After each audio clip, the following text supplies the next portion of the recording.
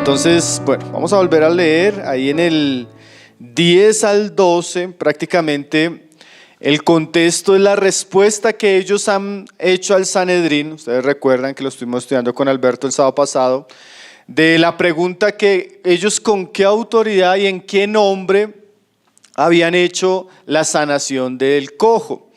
Entonces ellos responden ahí que debía ser notorio que había sido en el nombre de Jesús de Nazaret, el que ellos habían sido crucificados, y que ese era el único nombre por el cual Dios había dado a los hombres salvación. Entonces lo que vamos a leer hoy es la respuesta del Sanedrín ante las palabras de Pedro y de Juan, la actitud de Pedro y de Juan ante las amenazas del Sanedrín, y bueno, y cómo concluyó la situación. Entonces dice ahí en el 13, entonces viendo el denuedo de Pedro y de Juan, y sabiendo que eran hombres sin letras y del vulgo, se maravillaban y les reconocían que habían estado con Jesús. Entonces aquí el pasaje nos muestra que cuando los apóstoles les respondieron la pregunta al Sanedrín, eso tuvo un impacto en el Sanedrín. Ahí lo primero que ellos nos dicen es que, dice Lucas, que estos viendo el denuedo y de Pedro y de Juan, y sabiendo que eran hombres sin letras y del vulgo, se maravillaron. O sea que cuando ellos vieron responder a Pedro y a Juan, su respuesta tuvo un impacto en ellos.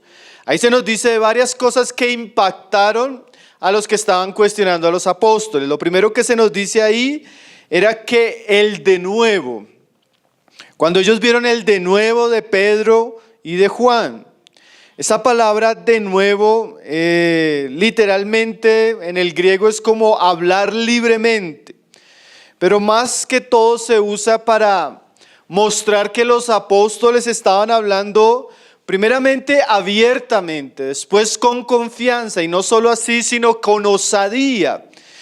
O sea, los apóstoles, al ser cuestionados, en vez de intimidarse, en vez de tener temor por lo que les estaba preguntando, en vez de tener miedo por la prohibición, ellos responden muy valientemente. Y eso hace que los estaban escuchando se maravillen y queden admirados. Ese hablar con denuedo nos habla de hablar con intrepidez, con valor, con osadía. Ahora, eso es muy curioso porque esto no era algo propio de ellos, porque como hemos estado viendo, estamos hablando de unos hombres que están llenos del Espíritu Santo, y en esa llenura, ellos en vez de acobardarse ante la situación, ellos hablan con mucho valor. ¿Por qué decimos que esto no es algo de ellos? Porque cuando ellos salen de esta situación, ellos oran a Dios para que Dios les dé de nuevo al hablar. Ahora, Pedro más adelante, nosotros ya lo habíamos estudiado en la segunda epístola, si ustedes quieren abrir ahí conmigo, en el capítulo 1, verso 5, Pedro, de las primeras cosas que Pedro nos dice que nosotros le debemos añadir a la fe es esto: de nuevo, o valor, o como la traducción al español nos dice en este pasaje, virtud. Hay que añadirle a nuestra fe, dice Pedro ahí en el capítulo 1, verso 5 de segunda de Pedro, dice: vosotros también, poniendo toda diligencia por esto mismo, añadid a vuestra fe virtud. Pero la palabra más exacta, esa palabra virtud, como lo estudiábamos en esa vez con la carta de Pedro, sería valor, o hombría, o mérito, o nobleza. O sea, Pedro le enseña a los cristianos que ellos tienen que añadirle a su fe valor, hombría, valentía, coraje, o en el contexto de Hechos, osadía, de nuevo, porque eso es algo que le da otro color a nuestra fe. A veces nosotros tenemos fe, pero cuando esa fe está en un momento de dificultad, cuando esa fe está siendo probada, a veces surge el miedo, surge el silencio, surge el temor. retrocedemos. Entonces Pedro, en vez de retroceder con Juan ante la confrontación del Sanedrín, Pedro responde muy valientemente, con mucha osadía, con mucha claridad. No solo responde, confronta a los que lo están cuestionando. Eso es lo que Pedro dice a los cristianos: añádale a su fe valor, añádale a su fe osadía. Nuestra fe no debería ser una fe miedosa, una fe cobarde, hermanos. Nuestra fe no debería ser una fe opaca. Al contrario, a nuestra fe hay que añadirle valentía, heroísmo, coraje. Y eso se va a ver en los momentos donde esa fe es puesta a prueba. Y es tremendo que Pedro no solo le dice a los cristianos que añadan eso, sino en el contexto de Hechos, fueron los enemigos los que vieron eso. Fueron los que se estaban oponiendo los que vieron eso. Fueron los que estaban cuestionando a los apóstoles, los que dijeron: wow, estos hombres, en vez de acobardarse, aquí los tenemos arrinconados, los estamos cuestionando, los podemos condenar, podemos matarlos como matamos a su maestro, y estos hombres, en vez de retroceder, se paran directamente y nos confrontan con sus palabras. Wow, estos hombres son valientes, estos hombres no tienen miedo, estos hombres tienen de nuevo. Y dice ahí que ellos se maravillaban. Imagínense, estos no son hermanos que están escuchando a Pedro y a Juan predicar. Estos son enemigos fervientes de la fe. Porque, hermanos, ese tipo de nuevo, ese tipo de valentía, ese tipo de coraje siempre es admirable. Usted se va a dar cuenta, hay un tipo de películas que me gusta donde se muestra eso en los actores. Valentía, coraje, heroísmo. Esa persona que está dispuesta a morir por una causa. ¿Sí? Bueno, eso lo tenían los apóstoles. La fe de ellos tenía heroísmo. Y el Sanedrín vio eso, porque el pasaje comienza diciendo: entonces viendo el denuedo de Pedro y de Juan. El valor, el coraje se ve, hermanos, como también se ve la cobardía, como también se ve el miedo, como también se ve el temor cuando ese está inundando nuestro corazón. Cuando el Sanedrín vio a estos hombres, vio hombres valientes, vio hombres que no se iban a atemorizar, vio hombres que no iban a echar para atrás. Ahora, hermanos, esto que vamos a ver es muy, muy importante, porque hemos venido hablando en el libro de Hechos que tenemos una fe en aquellos primeros cristianos muy palpable. Una fe que persevera, como veíamos, en la palabra, en la comunión, en muchas cosas. Pero ahora vamos a tener una fe que comienza a enfrentarse el conflicto, la oposición, la crítica, la persecución, las dificultades. Y aquí los apóstoles nos van a dar también un ejemplo que no solo sería algo muy importante para ellos, para ese momento crucial, sino yo me ponía a pensar que estos pasajes, este libro de Hechos, iba a ser un libro muy importante en los primeros 3 siglos de la historia de la iglesia. Porque si algo iban a enfrentar los cristianos era persecución. Entonces Dios dejó que estos eventos en la vida de la iglesia quedaran plasmados para dejarnos ejemplo de personas que debemos imitar. Más adelante, por ejemplo, el autor en la epístola a los hebreos le escribe a los cristianos y les dice que ellos se acuerden de sus pastores. Dice Hebreos 13:7, para el que está anotando, dice: acordaos de vuestros pastores que os hablaron la palabra de Dios. Y seguramente entre esos muchos pastores que tuvieron los cristianos judíos está Pedro y está Juan. Y el autor le dice: acuérdense de aquellos que les hablaron la palabra de Dios. Y hay otra palabra que dice el autor que es muy interesante, dice: y considera cuál haya sido el resultado de su conducta e imitad su fe. O sea que Dios dejó la conducta y el ejemplo de Pedro y de Juan, porque estas cosas son importantes verlas, aprenderlas e imitarlas. Ahí es donde esto va a tomar valor. ¿Qué va a pasar cuando lo que nosotros creemos es cuestionado? ¿Qué va a pasar cuando nosotros pasemos por la crítica? ¿Qué va a pasar cuando vengan los problemas, las dificultades? ¿Cómo vamos a enfrentar los desafíos que van a venir en contra de nuestra fe? Bueno, tenemos no solo la enseñanza de los apóstoles, sino también su ejemplo. Y lo primero que comienza a mostrarnos ese pasaje de manera muy significativa es que ellos tenían una fe valiente, una fe llena de nuevo, una fe llena de coraje. Dice ahí Hechos 4:13.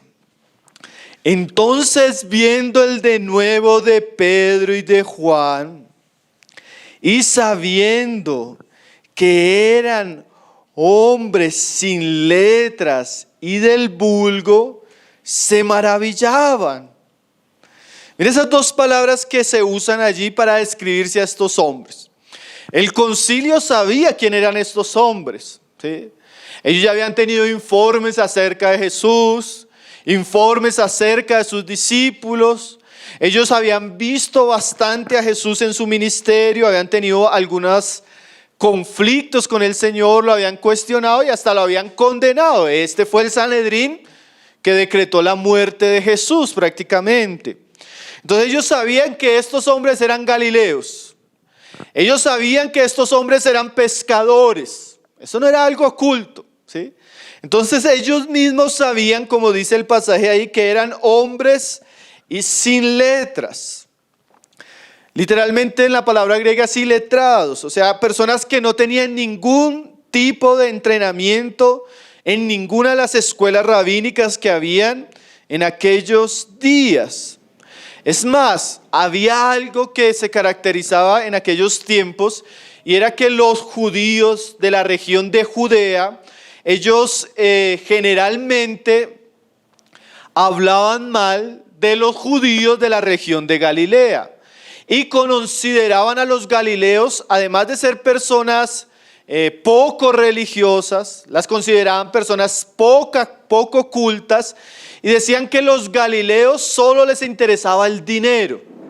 Tanto que había un dicho que decía así: si usted quiere prosperar, váyase a vivir a Galilea. Si usted quiere ser piadoso, váyase a vivir a Judea. Porque los galileos eran los judíos impíos prósperos. Los de Judea eran los judíos que se dedicaban más a la religión. Entonces, si usted quería, por ejemplo, estar a los pies de un rabino, usted tenía que ir a Jerusalén. O a Judea, por lo menos. Y ahí usted tenía que escuchar la palabra, y usted tenía que ser enseñado. Pero estos hombres eran personas iletradas. Pedro nunca, ni Juan nunca había pasado por una escuela rabínica.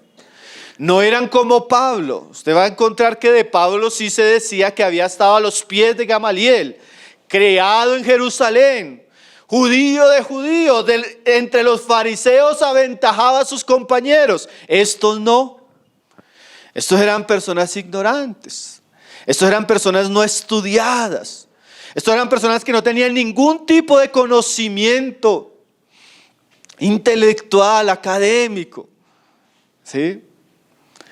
Y ellos lo sabían, eran pescadores. Pero miren lo tremendo, hermanos. Vamos a encontrarnos que Pedro y Juan, sin ningún tipo de estudio rabínico, sin ningún tipo de capacidad intelectual natural, sin estar preparados y sin ser nobles, estaban llenos del Espíritu Santo, llenos de la palabra de Dios, llenos de sabiduría, llenos de poder y llenos de fe. ¿A usted eso no le parece maravilloso? Pues al Sanedrín sí le pareció maravilloso. Que sabían que estos hombres sin ningún tipo de conocimiento estaban hablando de una manera muy elocuente. Estaban hablando de una manera muy coherente. Citaban las escrituras con mucha facilidad. Tenían la palabra de Dios interiorizada. Interpretaban bien las escrituras. Para el Sanedrín fue wow. Ni entre nosotros hay tales predicadores. Ni entre nosotros hay quienes hablen tan fervorosamente. Ni entre nosotros hay quienes estén dispuestos a morir por lo que creen. Y estos pescadores sin conocimiento, ¿cómo están hablando? Eso era impactante para el Sanedrín. No solo dice el pasaje que eran personas iletradas, sino que se usa una palabra también peyorativa, que es indoctos o del vulgo. La palabra en el griego es idiotez, ¿sí? O sea, pues consideraban que estos cristianos de alguna manera eran personas ignorantes, ¿sí? Era una palabra despectiva para hablar del tipo de persona común, del tipo de persona ignorante. Y era una palabra que usaban mucho también para referirse a los galileos, personas sin instrucción, sin conocimiento, sin educación, sin preparación. Y así era Pedro y Juan. No tenían títulos, no tenían conocimiento, no tenían sabiduría humana, pero tenían poder de Dios. Tenían una gran revelación, tenían una gran verdad en sus corazones. Entonces el Sanedrín, al ver a estos hombres, se maravilla porque estos hombres, sin ser cultos, sin ser sabios, están hablando de una manera muy preciosa. Y aquí, hermano, comenzamos a ver cosas que hace la gracia de Dios. Más adelante Pablo diría que eso iba a ser una característica del evangelio y de la iglesia.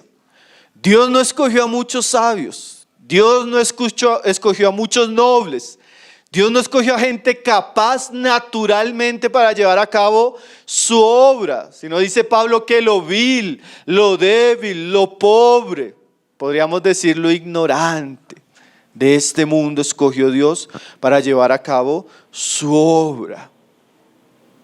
Eso es muy significativo, hermanos, porque una persona llena del Espíritu Santo, una persona que ha visto y ha oído y ha vivido el poder del Evangelio de Dios, es mucho más sabia, dice Pablo, que los grandes intelectuales de este mundo. Y es mucho más poderosa. ¿Por qué? Porque tiene el Espíritu de Dios, tiene el poder de Dios, tiene la gracia de Dios en su vida. Entonces dice ahí, entonces viendo el denuedo de Pedro y de Juan y sabiendo, es como un contraste. O sea, cómo ellos hablan así sabiendo que eran hombres sin letras y del vulgo y se maravillaban.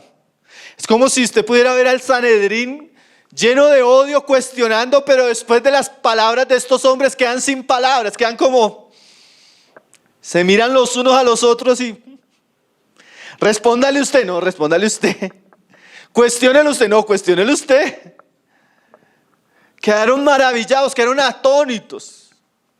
Y miren la cosa que nos van a decir al ver lo que estaba sucediendo. Dice ahí, y les reconocían que habían estado con Jesús. Esto es muy importante, hermanos. Nosotros decíamos el sábado pasado que estos hombres estaban llenos del Espíritu Santo. Porque nadie que no esté lleno del Espíritu Santo va a vivir esto que estamos viendo acá. Pero además de la llenura del Espíritu Santo, no podemos negar que era evidente que los 3 años de discipulado intenso que ellos tuvieron con Jesús había cambiado para siempre la vida de estos hombres.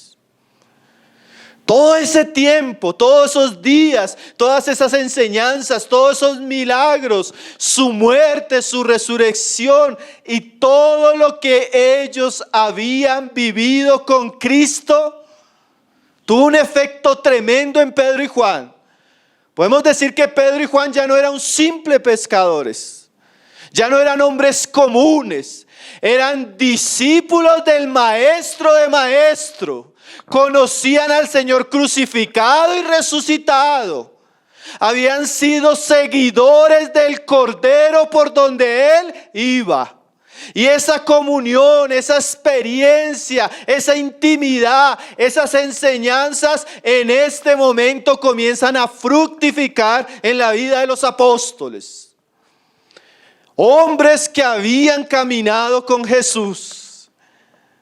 Y eso les trajo como una sensación. Yo me imagino al Sanedrín que mientras estaba escuchando a estos hombres, sintieron el aroma de Cristo en ellos. Vieron la persona de Jesús resucitado en las palabras, la actitud y la osadía de los discípulos. Ellos ya habían confrontado a Jesús y se habían encontrado con la santidad, con el poder y la gloria de Jesús. Varias veces. Usted va a leer el Evangelio de Juan, que Juan dice que muchos se maravillaban de Jesús. Y ahora cuando miran a los discípulos, viene el corazón, el recuerdo. El recuerdo cuando tuvieron a Jesús, cuando vieron los milagros de Jesús, cuando vieron las enseñanzas de Jesús. Un comentarista decía: el brillo de Cristo glorificado se reflejaba en la cara de los humildes seguidores. El conocimiento de su palabra, la argumentación de sus actos, la autoridad de sus sanidades y la vehemencia con que estos hombres estaban hablando al Sanedrín, trajeron la impresión al Sanedrín de que Jesús estaba en medio de ellos y de que ellos habían caminado con Jesús. ¿Qué frase, no, hermanos? Reconocían que habían estado con Jesús. ¿Qué significa estar con Jesús? Significa nutrirse o haberse nutrido de la palabra de Jesús, depender del Espíritu de Jesús, ministrar bajo la gracia de Jesús, imitar el ejemplo de Jesús, obedecer los mandamientos de Jesús, vivir en su presencia. Alguien decía que la defensa más impresionante e incontestable que tiene el cristianismo es el mismo cristiano. Hermano, tremendo cuando los enemigos del evangelio reconocen que el evangelio está en aquellos que predican el evangelio. Tremendo que cuando los enemigos de Jesucristo reconocen que Jesucristo está en los embajadores del evangelio. Esta gente odia el evangelio. Esta gente aborrece a Cristo. Esta gente llevó a Cristo a la cruz. Pero esta gente no puede negar que cuando ve a los discípulos hay algo diferente en los discípulos, porque ellos caminan con Jesús, vivieron con Jesús. Tienen la sabiduría de Jesús, tienen el poder de Jesús, tienen la santidad de Jesús. Están dispuestos a sacrificar su vida como Jesús. Esa frase que dice ahí, y le reconocían que habían estado con Jesús. Le reconocían, define un hecho. Alguien decía un hecho contundente, inapelable, innegable, evidente a todos y aceptado por todos. Estos hombres estaban con Jesús. Hermano, qué importante que las personas que nos ven, que nos oyen, puedan decir eso de nosotros. Este hombre camina con Jesús. Esta mujer camina con Jesús. Esta gente no solo habla con Jesús o de Jesús, esta gente anda con Jesús. Eso es muy importante, hermanos, porque de alguna manera eso es lo que el mundo espera de la iglesia, ver a Jesús. Eso es lo que la iglesia espera de sus líderes, ver a Jesús. Eso es lo que sus hijos esperan de sus padres cristianos, ver a Jesús. Y eso es lo que deberíamos esperar los unos de los otros, que cuando yo vea al hermano digo, oiga, este hombre camina con Jesús, se nota. Esta mujer camina con Jesús. Mire la gracia de Jesús, mire la sabiduría de Jesús, mire el valor de Jesús, mire la santidad de Jesús, mire el poder de Jesús. Deberíamos hacer esa prueba, hermanos, o deberíamos preguntarnos si las personas que nos ven dicen, realmente este hombre camina con Jesús. Usted no ha tenido esa sensación, yo la he tenido muchas veces, hermano. En muchas ocasiones que uno se da cuenta que la persona realmente está caminando con Dios. Como también uno tiene la sensación cuando no. A veces hay personas que hablan mucho, pero usted se da cuenta que hay algo en ellos que usted le dice que esa persona no camina con Cristo. O por lo menos no en la intensidad que debería. No en la realidad que debería. Caminar con Jesús, como decíamos ahora, son muchas cosas.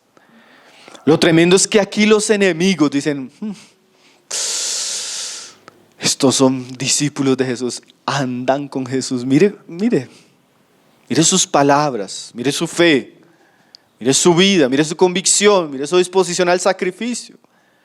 Estos son diferentes, caminan con Jesús. ¿Saben que Spurgeon, mis hermanos, hablaba del bozal de oro? Él decía, una vida que camina con Jesús es el único medio para tapar las críticas de nuestros enemigos. A eso le llama él bozal de oro. Tremendo, ¿no? Que nuestra vida con Cristo, nuestra realidad con Cristo, calla a los que nos critican, calla a los que nos condenan. Que en medio de la prueba ellos puedan decir, no, realmente estos hombres, cualquiera en esa prueba se escandaliza, cualquiera en esa prueba niega, cualquiera en esa prueba abandona, cualquiera en esa prueba se cuestiona, y estos tienen fe, caminan con Jesús. Estos tienen valor, caminan con Jesús. Estos tienen una gracia particular cuando hablan la palabra, cuando hacen esto, cuando hacen aquello. ¿Qué significa eso? Caminan con Jesús.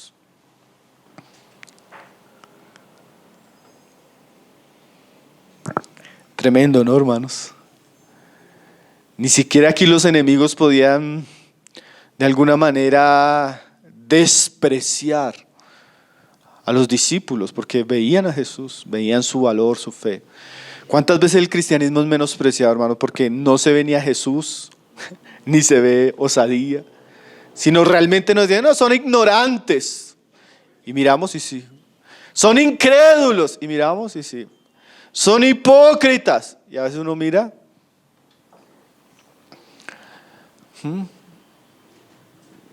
Aquí se veía algo bien maravilloso. Además de la actitud que ellos ven en los apóstoles, de la presencia de Cristo en esto, hay otro asunto que el Sanedrín no sabe cómo lidiar. Ahí en el verso 14 dice, y viendo al hombre que había sido sanado, que estaba en pie con ellos, no podían decir nada en contra. O sea, el Sanedrín tenía varios problemas. Uno, los apóstoles. Dos, la osadía de los apóstoles. Y tres, el hombre sano. O sea, ellos no, fácilmente el Sanedrín hubiera podido acusar a los apóstoles de herejía, de engaño y mandarlos o azotar o encarcelar, y si sus maldad hubiera prosperado, hasta matar. Pero ellos tienen varios problemas. Primero, que si usted pone a estos hombres delante de un juez, el juez sale avergonzado por estos hombres llenos del Espíritu y llenos de sabiduría. Y segundo, si los acusa de mentira, tienen una cantidad de casi 10,000 personas que vieron el milagro y que conocían a este hombre hacía 40 años. Tremendo, ¿no? El Señor puso una encrucijada para los enemigos. Dice, y no podían decir nada en contra.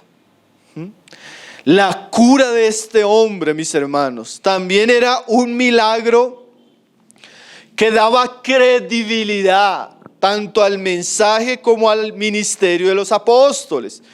Estos hechos que venimos leyendo, especialmente la sanación de este cojo, era un asunto público y notorio.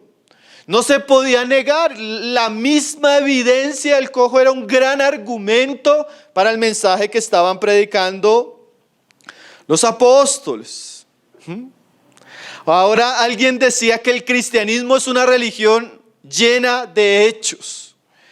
¿Qué quiere decir eso? Un cojo andando, un ciego viendo, un borracho sobrio, un drogadicto lleno del Espíritu Santo, un blasfemo ahora reverente, un hombre inmoral ahora santo. El cristianismo es lleno de milagros y de hechos visibles, cosas palpables. Ahí claro que fue un cojo. Pero hermanos, el evangelio tiene muchísimas pruebas de que es real.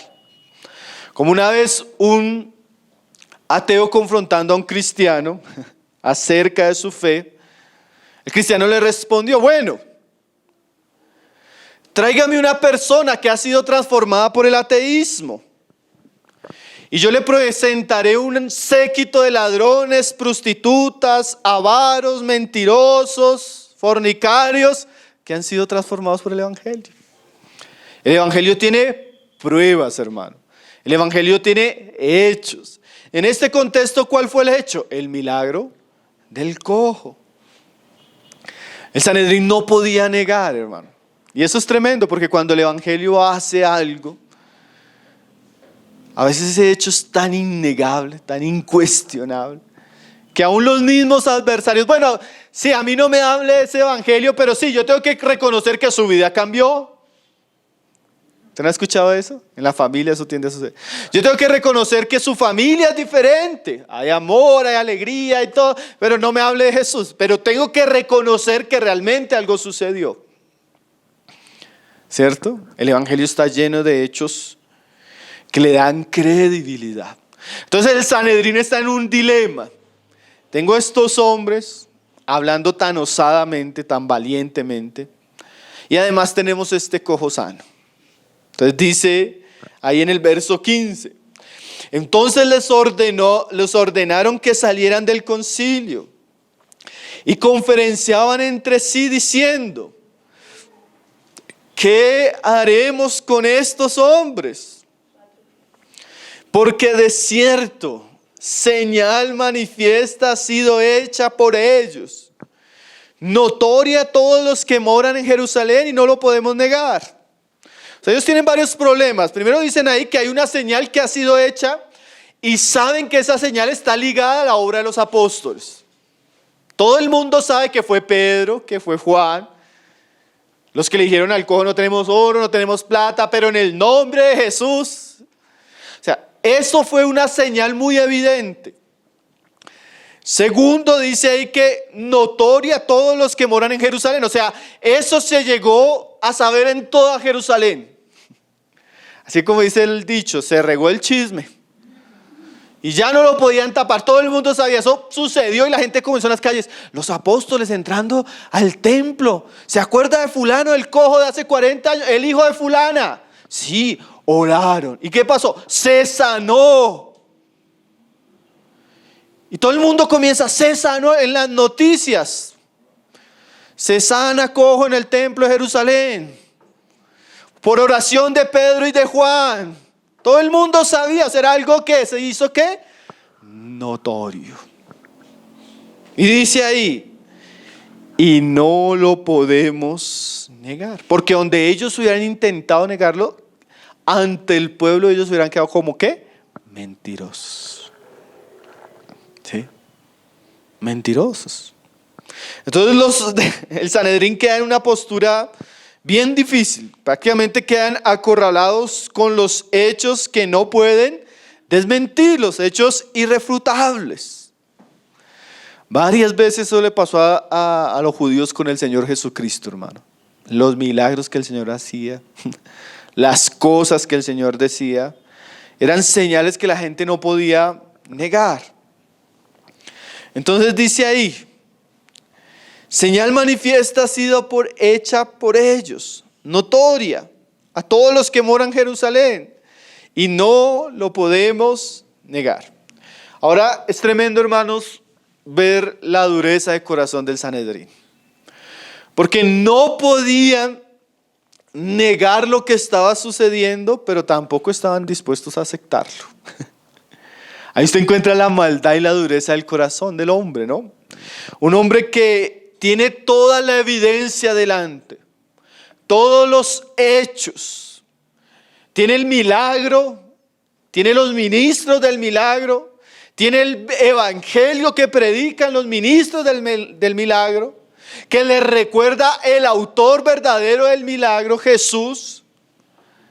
Y ellos aún así, viendo que es innegable el asunto, deciden rechazarlo. Usted se va a dar cuenta, hermanos, que la condenación de los hombres no está ligada a la evidencia. No es porque los hombres no tengan evidencia. Hay mucha evidencia. Dios no solo dejó su palabra, sino muchas veces dejó señales, milagros. Y muchos de los opositores fueron testigos. No solo ellos son testigos, hermano, del milagro del cojo y de la predicación de Pedro. Ellos fueron testigos de cientos de milagros que hizo Jesús. Ellos fueron testigos de cientos de enseñanzas que Jesús hizo. Ellos le crucificaron y después se enteraron que Él resucitó. Y aún así se endurecieron. De estos es los que hablaba Jesús ahí en el Evangelio de Juan cuando dice que esta es la condenación. Que la luz vino al mundo. No fue que no había luz. La luz vino al mundo. Pero dice la palabra que ellos amaron más las tinieblas porque sus obras eran malas. Estos eran hombres impíos y no querían salir de su impiedad. Entonces, al ver toda la evidencia, su preocupación es cómo salir de esta situación negando la evidencia, que ellos saben que es verdad. Tremendo, ¿no, hermanos? La maldad que puede existir en el corazón del hombre. A veces el hombre puede ver toda la evidencia. A veces el hombre puede ser testigo de la obra de Dios, del Evangelio de Jesucristo, y aún así darle la espalda a la evidencia. Una ceguera espiritual tremenda de este Sanedrín. Por lo menos habían 70 hombres que vieron, que oyeron. Y no solo eso, mire esta palabra, que se maravillaron. Y aún así, tremendo, ¿no? Hay gente que hasta ve milagros, hermano, se maravilla. Y con todo y eso, y aún así se endurece. Entonces, ¿qué hicieron? No podemos negarlo. O sea, es evidente. No podemos. Entonces, ¿qué hizo? ¿Qué hizo el Sanedrín? Dice ahí en el 17. Sin embargo, para que no se divulgue más entre el pueblo, amenacémosles, para que no hablen de aquí en adelante a hombre alguno en este nombre. Es la actitud del Sanedrín. Como no podemos negar lo que sucedió, vamos a hacer una cosa, dicen ahí ellos, amenacémosles, para que no podemos negar lo que pasó hasta ahora, pero por lo menos de aquí en adelante que ya no sigan predicando. Entonces, cuando ellos ya no tienen argumentos, comienza la intimidación. El concilio se ve obligado a perseguir y a intimidar a los apóstoles. Entonces los van a amenazar para que de aquí en adelante no hablen más acerca de este nombre, haciendo una referencia al nombre del Señor Jesucristo y su evangelio. Entonces muchas veces el mundo, representado en este caso por el Sanedrín, porque también podríamos decir el diablo, queriéndose oponer al avance del evangelio, a la expansión de la predicación de la palabra, él va a amenazar, él va a intimidar, él va a querer que los predicadores callen lo que está hablando, él va a querer silenciar el evangelio. Porque hasta el momento nosotros nos vamos a dar cuenta que en últimas la manera como el reino de Dios avanza es por la predicación del evangelio. Es más, este milagro fue importante, como ustedes lo debieron haber visto hace 15 días, porque el milagro abrió las puertas de la predicación. La Biblia nos describe que Pedro nomás a veces por donde pasaba, su sombra sanaba. Pero la Biblia no entra en detalle en los muchos que no eran sanados, en los muchos que eran sanados. Porque la intención de la palabra no es resaltar las sanidades. La intención de la palabra es resaltar la predicación del evangelio. Este milagro se resalta porque el milagro abrió las puertas para la predicación de la palabra. Y siempre que la predicación de la palabra está llevando a crecer la iglesia, a avanzar a la iglesia, está trayendo nuevas conversiones, el diablo se va a enfocar en tratar de silenciar el mensaje. ¿Sí? El diablo va a querer que se deje de predicar el mensaje. Ahora, claro que en aquellos días el ataque fue muy directo, pero ese ataque siempre ha existido. Como alguien decía, o Satanás silencia el mensaje, o Satanás corrompe el mensaje, o Satanás diluye el mensaje, o Satanás mezcla el mensaje. Lo que va a hacer Satanás es siempre atentar contra el mensaje. Y nosotros debemos saber eso, mis hermanos. En últimas, el ataque del maligno siempre es hacia la palabra de Dios. En una u otra medida, porque la palabra de Dios es el instrumento que Dios usa, como lo hemos visto en el libro de Hechos, para que el reino de Dios avance. Entonces, o intimidan a los predicadores amenazándoles, o los predicadores son seducidos a mezclar el evangelio y predicar un evangelio sin poder, mezclado. O Satanás pone otras cosas que tengan mayor importancia para el pueblo de Dios que la palabra de Dios. Ahora, la reacción y la respuesta de los apóstoles es muy importante, mis hermanos, porque en ellas vamos a aprender cuál debería ser nuestra actitud aún en un tiempo de oposición, o en un tiempo donde la palabra está siendo atacada, o un tiempo donde vienen las dificultades. Miren cómo respondieron Pedro y Juan ahí en el verso 19. Mas Pedro y Juan respondieron diciéndoles. Miren la respuesta de Pedro y de Juan, mis hermanos. Juzgad si es justo delante de Dios obedecer a vosotros antes que a Dios. Hermano, tal vez esta es una de las partes más importantes del texto que estamos leyendo. Porque esto iba a marcar la pauta de los cristianos cuando se enfrentaran a la oposición. De los cristianos cuando se enfrentaran a la prohibición. De los cristianos cuando se enfrentaran a la intimidación.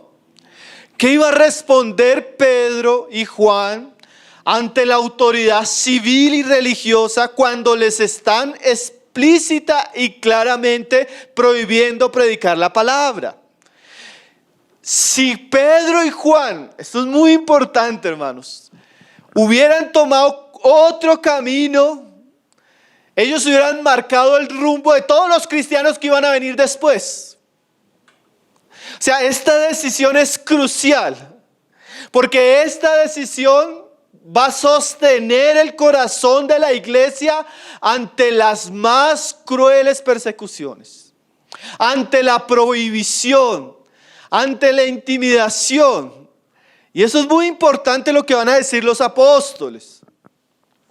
¿Qué hubiéramos respondido nosotros? Tal vez alguno de nosotros hubiera respondido, no, sí, tal vez no es bueno hablar tanto la palabra porque esto nos está generando problemas. O no, hermanos, hay cosas que podemos decir, hay cosas que no debemos decir, debemos ser sabios. O no, hermanos, debemos someternos a la autoridad porque Dios puso la autoridad. Bueno, gracias a Dios, Pedro y Juan dan una respuesta bien clara. Miren la respuesta que dan estos hombres. Estos hombres no tienen nada de temor ante el Sanedrín. Ellos dicen, juzgad si es justo delante de Dios obedecer a vosotros antes que a Dios. Estos mismos hombres confrontan al Sanedrín. Bueno, díganos ustedes qué piensan. ¿Ustedes creen que es justo que se obedezca antes a los hombres que a Dios? O sea, ustedes nos están pidiendo algo, pero díganos ustedes mismos. Ustedes que son autoridad religiosa, ustedes que son los maestros de Israel, ¿es justo desobedecer a Dios por obedecer a los hombres? Hermano, aquí los apóstoles van a tratar un asunto que es muy importante. El límite que nosotros tenemos de la sujeción y la obediencia. Claro, Pedro, si usted lee la carta de Pedro y usted lee las cartas de Pablo, especialmente Romanos, ellos nos enseñan que nosotros debemos sujetarnos a nuestros gobernadores, que debemos respetar la autoridad. Pero la autoridad que tiene el gobierno, aún la autoridad que tiene la familia, aún la autoridad que tiene la misma iglesia, es una autoridad limitada. Porque la autoridad que tienen los hombres nunca debe llevarnos a desobedecer la autoridad de Dios. Eso es un principio bien claro, ¿no, hermanos? Nunca podemos llevar a desobedecer a Dios y a su palabra por agradar a los hombres. Alguien decía que los apóstoles tenían más temor de Dios, desobedecer a Dios, que desobedecer a los hombres. Entonces ellos hubieran obedecido al Sanedrín de buena manera si esto no los llevara a desobedecer a Dios. Pero ellos tenían mandamientos bien claros de parte del Señor Jesucristo. El Señor Jesucristo les dijo resucitado, ¿no? Toda potestad me es dada en los cielos y en la tierra. Por tanto, id y predicad el evangelio a toda criatura. Ellos tenían un mandamiento ¿de quién? De aquel que fue puesto sobre toda autoridad. Entonces, hay una autoridad que está encima de los hombres. Y cuando la autoridad humana se opone a la autoridad de Dios, sean las autoridades, sean los gobiernos, sea la familia, sea quien sea, el cristiano tiene toda la libertad de una desobediencia santa, si podemos decir. Hermanos, de aquí a 40 años, ellos van a ver cómo el Imperio Romano prohíbe el cristianismo, prohíbe la palabra, prohíbe las reuniones, prohíbe los bautismos. Este ejemplo de los apóstoles iba a enseñarle a la iglesia que nunca la iglesia debía desobedecer a Dios cuando los hombres se imponían o contradecían el mandamiento divino. Ahora, no solo la iglesia desobedeció, nosotros tenemos muchos ejemplos en la Biblia. Las parteras en Egipto no obedecieron el decreto de Faraón de matar los niños. Daniel y sus amigos no obedecieron los decretos del rey cuando se les mandó a adorar la imagen. ¿Sí? Nosotros tenemos muchos ejemplos en la palabra donde la desobediencia por causa de la palabra de Dios es aplaudida. Y en estos días hablaba con una mujer y le decía, puede ser su esposo, mi hermana, pero si su esposo le prohíbe un mandamiento que la Biblia es explícito, si usted tiene que escoger entre su esposo y Dios, yo le animo a que obedezca a Dios. Es que mi esposo me prohíbe reunirme. Bueno, usted tiene un esposo mayor que tiene que obedecer. Hermanos, no es que mi papá no, bueno, con toda la autoridad, el respeto que usted le da a su papá, usted tiene que obedecer primero a Dios. Que el hermano de la iglesia, con toda la autoridad que tenga el hermano en la iglesia, si él lo lleva a desobedecer o pecar contra la palabra, usted tiene que obedecer a Dios. Que mi jefe, con toda la autoridad que tenga su jefe, que el gobierno, con toda la autoridad que tenga el gobierno, hermano, nosotros somos llamados primero a obedecer a Dios. Ese es el ejemplo que nos da Pedro y Juan. Ahí no hay negocio, hermanos. No, es que ahí no hay negocio. Siempre que usted tenga que escoger entre Dios y los hombres, no lo dude, hermano, ni hermana. ¿Que va a ser difícil? No lo dude. ¿Que hay que pagar un precio? No lo dude. ¿Sí? Aquí Pedro y Juan, ellos les dicen, seguramente con mucho respeto, seguramente con reverencia, Seguramente yo pienso que los apóstoles no tienen una actitud desafiante, pero los apóstoles no cedieron ante las exigencias del concilio. Gracias a Dios. Gracias a Dios, porque donde los apóstoles cedan, el cristianismo no pasa al primer siglo, hermanos. El cristianismo no llega hasta nuestros días donde ellos cedan ante ese requerimiento del Sanedrín. ¿Sí? Los apóstoles no vacilaron, no dijeron vamos a orar y ya les decimos. Hay cosas que usted no necesita orar, hermano. Hay cosas que no se necesita orar. Voy a pensar, no necesita pensarlo, hermano.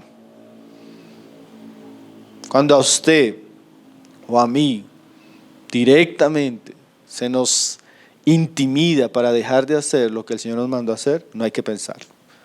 Porque generalmente cuando entra esa duda y eso, ahí es donde terminamos desobedeciendo. Sí. Ellos se negaron a obedecer como un gran ejemplo de convicción al Señor, ¿no? Entonces dice el verso 20, porque ellos no van a ceder en esto. Esto es muy precioso también, hermano.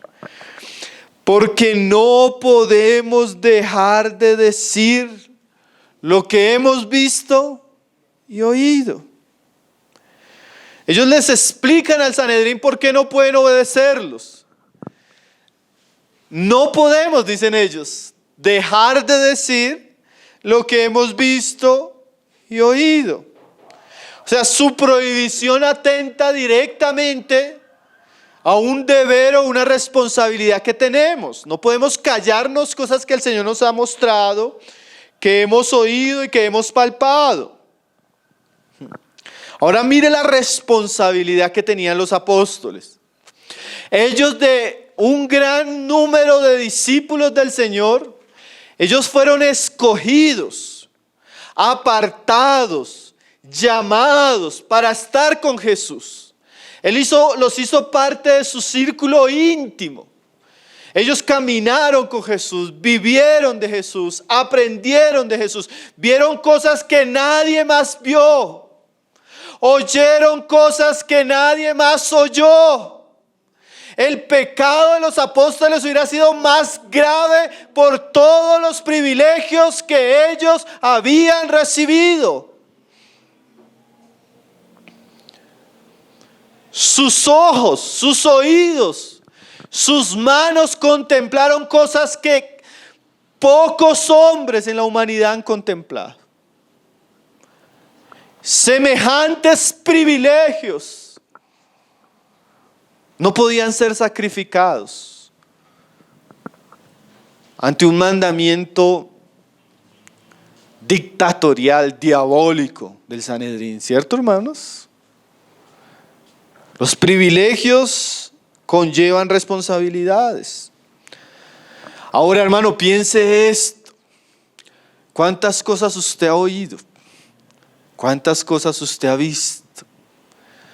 Siempre que usted diga, el Señor nos ha hablado tanto, el Señor nos ha enseñado tanto, el Señor nos ha mostrado tanto, añádale a eso ahora el grado de responsabilidad que usted tiene, por lo que ha visto y por lo que ha oído. Por lo que Dios en su gracia le ha permitido aprender. Por lo que Dios en su gracia le ha permitido conocer. Eso ya implica una responsabilidad. Y también no solo implica una responsabilidad, sino que en últimas, nosotros somos deudores a la revelación que tenemos de Jesucristo. Como Pablo decía, yo soy deudor al Evangelio. Yo soy deudor a gentiles y a no gentiles. O sea, lo que Dios me ha enseñado, lo que Dios me ha revelado, yo no puedo esconderlo, yo no puedo callarlo, yo tengo que entregarlo, si no voy a ser como alguien que tiene una deuda con los demás.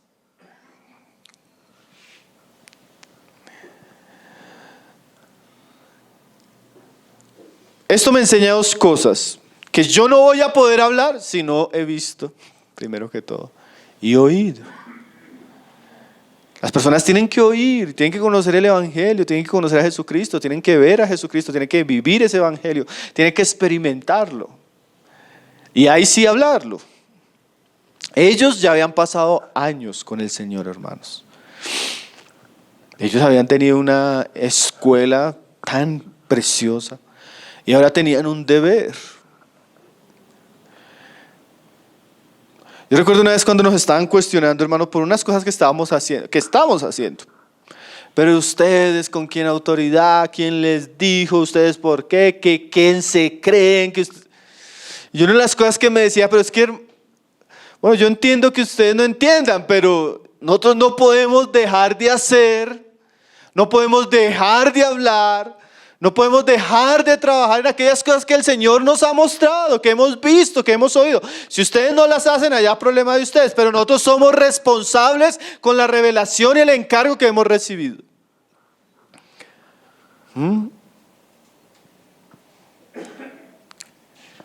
Hermanos, no es solo cuánta revelación tenemos, sino cuántos responsables somos con esto. Es tremendo que Juan escribe, hermanos, casi 60 años después de este acontecimiento. Cuando escribe casi 60 años después, primera de Juan, desde la ciudad de Éfeso, casi todos los otros apóstoles han muerto. Pablo ha muerto, Timoteo ha muerto. Él ha pasado por pasmos, él ha pasado muchas cosas. La iglesia está sufriendo una persecución severa, cruel, general. Y Juan escribe ahí en primera de Juan, lo que hemos oído y lo que hemos visto, eso anunciamos. Esto que ellos dicen acá, Juan lo llega a escribir 60.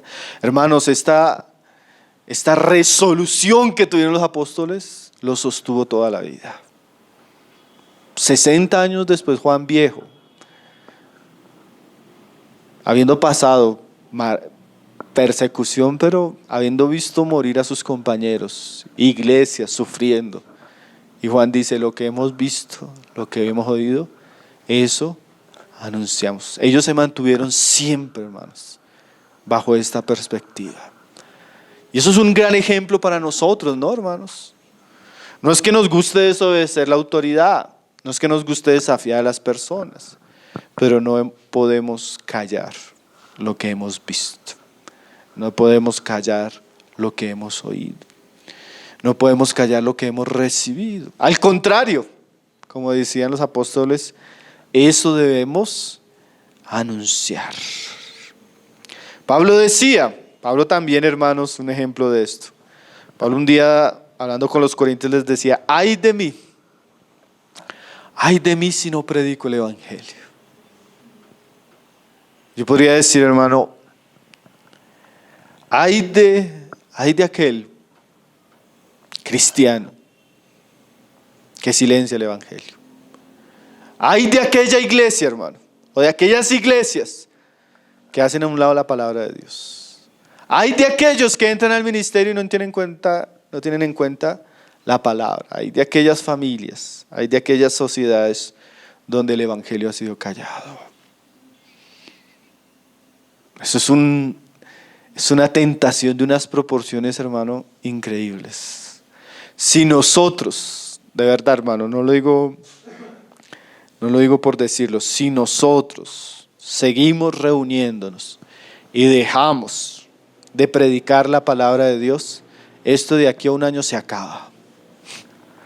Se acaba, hermanos. Y nuestra vida espiritual también. Porque nosotros sabemos que la única base segura para edificar verdaderamente es la palabra de Dios. El resto son arenas movedizas.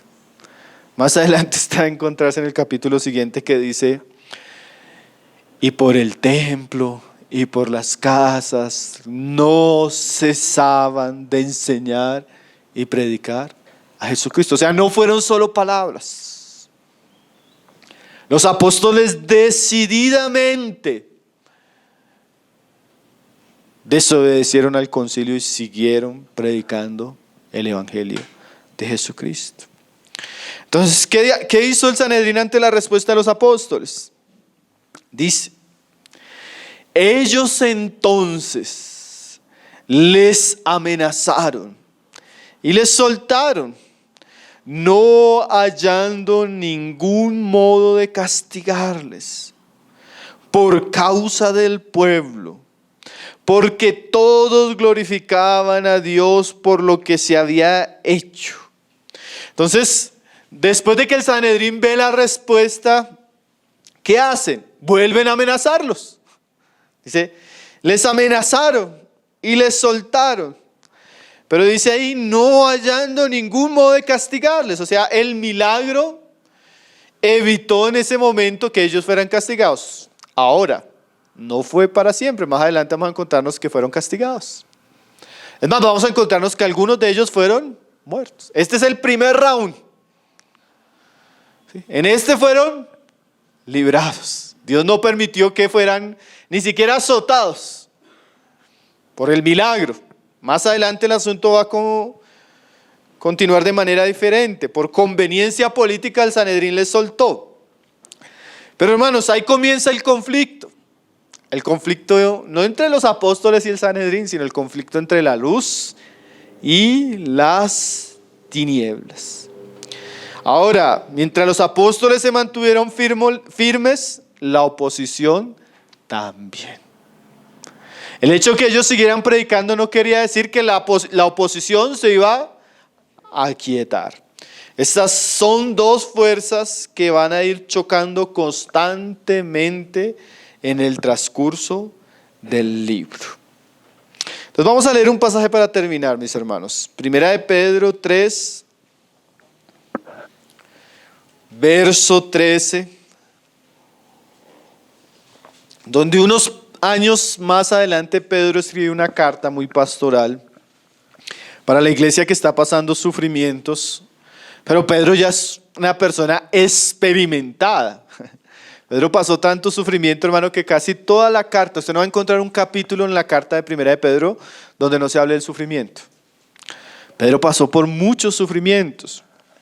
Y aquí el verso 13 de Primera de Pedro 3 nos habla un poco la actitud de Pedro hacia esas circunstancias. Dice, ¿y quién es aquel que os podrá hacer daño si vosotros seguís el bien? O sea, Pedro dice, bueno, si ustedes están haciendo lo bueno, hermanos, ¿quién es el que les va a poder hacer daño?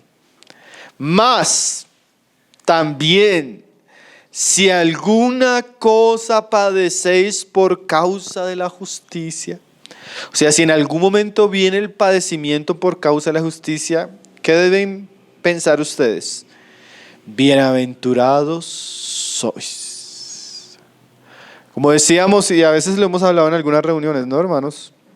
La gente sufre por tantas cosas hasta que daría vergüenza decir por qué sufrimos, ¿no? Sufrimos por nuestros pecados, sufrimos por nuestras necesidades, sufrimos por malas decisiones, sufrimos por desobediencia. Todo eso trae sufrimiento, ¿no? Mas si en algún momento, hermanos, comenzamos a sufrir por hacer lo bueno, por hacer lo que es agradable a Dios, eso es una bendición. Eso es una bienaventuranza. Eso es una señal. Eso es una señal de los que están haciendo la voluntad de Dios. Entonces no deberíamos considerarnos miserables. Deberíamos considerarnos bendecidos. ¿Sí? Por tanto, dice Pedro, no os amedrentéis por temor de ellos. Pedro sabe que una de las herramientas que usa más el diablo para opacar nuestra fe es el miedo, el amedrentarnos, el quedar atemorizados con las situaciones, con las circunstancias. No es que pasó esto, hermano, y pasó aquello. Y está sucediendo esto, y se nos están oponiendo en esto, y nos están criticando con esto, y están hablando mal de nosotros con esto. Y están diciendo esto de nosotros, están diciendo aquello. Bueno, pues no se amedrente, hermanos. Realmente nuestra preocupación es qué está pensando Dios de nosotros cuando estamos haciendo lo bueno, ¿no? Si hay alguien que nosotros debemos morir en un aspecto, hermanos, a la opinión de los hombres. Porque los hombres, hasta, hermanos, yo puedo decir que tal vez en el tiempo que llevo siguiendo y sirviendo al Señor, Yo nunca he tenido oposición prácticamente personas del mundo. La mayor oposición la he tenido entre los hermanos mismos. Y a veces ni siquiera son los hermanos, son entre las personas representativas. ¿Sí? Entre líderes, personas que están en el ministerio, que critican, que se levantan, que se oponen, que murmuran. Y uno sabe que Satanás usa esas cosas para amedrentarnos. Pero nosotros necesitamos tener convicciones y de todo corazón decidir agradar a Dios sobre todas las cosas. Ya lo que digan los hombres, hermano, el Señor sacará a luz todo. Entonces no nos amedrentemos, dice ahí, por temor de ellos, ni os conturbéis. O sea, no entren en ese estado de miedo, de preocupación, de turbación, como si esto fuera extraño. Nosotros debemos tener fe, valor. Cito una historia que Hernández Díaz López cuenta de un niño de 12 años en la Segunda Guerra Mundial. A él lo querían reclutar un partido político socialista para ser parte de todo lo que se estaba haciendo en la Segunda Guerra Mundial. Entonces el muchacho no quiso y ellos le preguntaron: ¿usted no sabe que tenemos poder para matarlo? Y el niño respondió, un niño de 12 años, creyente: ¿y ustedes no saben que yo tengo el poder para morir por Jesús? Bueno, nosotros tenemos poder en Cristo para vencer los oponentes, vencer los enemigos, vencer los que quieren atemorizarnos, vencer a aquellos que quieren turbarnos. Dice ahí el 15, sino santificad a Dios el Señor en vuestros corazones y estad siempre preparados para presentar defensa con mansedumbre y reverencia ante todo el que os demande razón de la esperanza que hay en vosotros. Nosotros podemos decir que Pedro y Juan estaban preparados, hermano. Preparados para defender el evangelio que habían recibido. Preparados para enfrentar el sufrimiento, hacerlo con mansedumbre, con reverencia, pero también con una serie de argumentos que mostraban la esperanza que ellos tenían. Qué pasaje precioso, ¿no, hermano? Yo leía este pasaje y yo decía: Señor, ayúdanos a ser valientes. Señor, ayúdanos a ser esforzados como estos hombres. Señor, ayúdanos a no retroceder. No importa lo que suceda, ¿no? Porque generalmente a veces nosotros, ante las situaciones, tenemos la tendencia a ir para atrás. Estaba leyendo en estos días, es que se me va el nombre del autor. Un escritor de historia clásico. Es que no sé exactamente, no lo tengo anotado. Pero se dice que este hombre duró 3 años escribiendo a mano un libro, hermanos. 3 años, dedicado día y de noche. Cuando terminó el libro lo pasó al editor.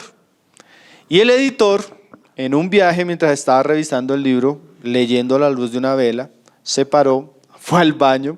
Cuando entró la empleada de servicio, pensó que los papeles que él tenía era para alimentar la llama del fuego con la que él estaba viendo. Cogió el documento y lo quemó. El escritor, al enterarse, duró deprimido 2 años. Duró deprimido 2 años, hermano. La obra de toda su vida, había llevado tiempo haciéndola y no quería salir de su casa. Dice que desde la ventana de su casa vio en la casa al frente un muro que se cayó. Totalmente se destruyó. Pero comenzó a ver cómo comenzaban a quitar las piedras, y comenzaron ahí paso a paso a poner piedra y otra piedra y otra piedra, hasta que construyeron el muro que se había caído. Él en algún momento decidió otra vez volver a escribir el texto, dura otros 2 años. Y ese libro llegaría a ser uno de los clásicos de literatura antigua más importantes de la historia de la humanidad. Él no dejó que su mensaje se perdiera. Él volvió y trabajó, se esforzó para que ese mensaje fuera conocido. Bueno, hermano, nosotros tenemos un mensaje más importante. Un mensaje que hay que levantar, un mensaje que hay que hablar. No importa las cosas que pasen, no importa lo que haya pasado. El Señor nos dé el valor, la fuerza, el amor para poder anunciar ese mensaje. Que se pueda decir lo mismo de nosotros. ¿Con qué de nuevo estos hombres iletrados, estas mujeres iletradas, ignorantes, hablan? Se nota que andan con Jesús. Que se pueda decir eso de nosotros, mis hermanos. Vamos a orar para dar gracias al Señor.